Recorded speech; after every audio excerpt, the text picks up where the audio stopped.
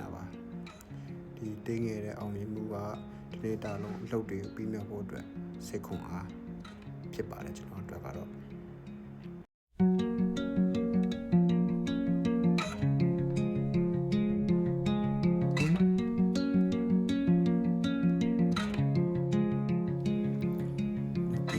ရေတစ်ခွက်တောက်ပြီးတော့ကျွန်တော်ရဲ့ခန္ဓာကိုယ်ကိုနှိုးချစေပါတယ်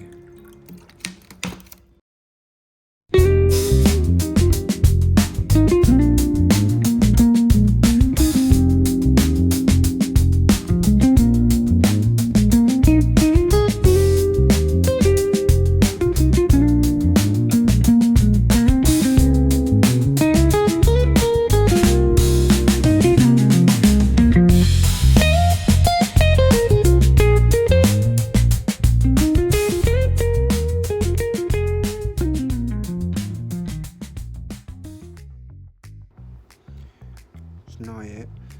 productive morning routine မှာကကြိုက်ဆုံးကတော့ခုလို exercise လုပ်ခြင်းပဲဖြစ်ပါတယ်ခုလို exercise လုပ်တာကဒီနေ့တာလုံးခန္ဓာကိုယ်လက်ဆန်းတကြနေမှုအတွက်ခွန်အားတွေကိုရရှိစေပါတယ်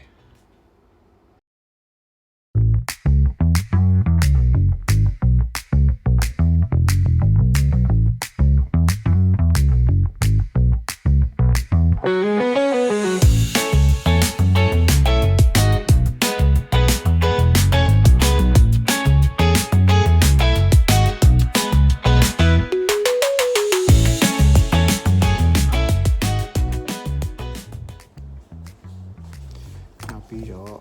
ကျွန်တော်ဒီနေ့တနေ့ကုန်ဘာတွေလုပ်မယ်ဆိုတာကို plan ချရေးပါတယ်။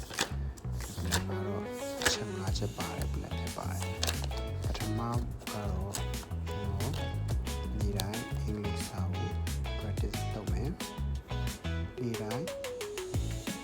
exercise လုပ်မယ်။နောက်တစ်ခုကအကြောင်းအရာတွေကို negative တွေ positive တွေတကယ်ချင်းနေနဲ့keep in touch ဖြစ်အောင်နေမယ်ဆိုတဲ့အချက်ပဲဖြစ်ပါတယ်